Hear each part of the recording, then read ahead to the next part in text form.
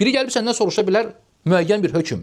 Şeyx, namaz qılmayan hökmü nədir? Namaz qılmayan hökmü müsəlmandır. İnsan tərcih etdiyi qavlu, görüşü deyir, namaz qılmayan müsəlmandır. Bu deməkdir ki, bu fətvanı vermək, bu cür cavab vermək, səhlənkarlıq etməkdir, bu qapını açmaqdır, bu deməkdir. Sən onda alimlərə nə deyəcəksən onda?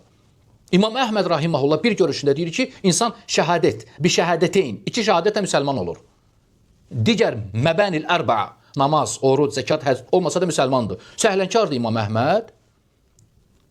Arxayın salır cəmaatı, yaxud yüzlərlə belə alimlər, müsəlmandır deyən alimlər səhlənkar buraxırlar insanları.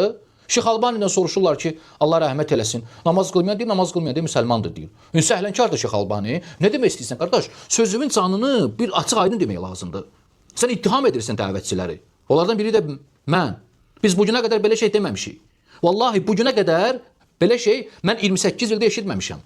Heç cahil müsəlmanlar, qardaşlarımızdan eşitməmişəm. Hansı ki, onlar elm tələb etmirlər. Heç vaxt eşitməmişəm. Çünki bu ircalıq əqidəsidir. Sənin dediyin ləfsdə. O ki, qaldı elm tələb edən qardaşlarımız.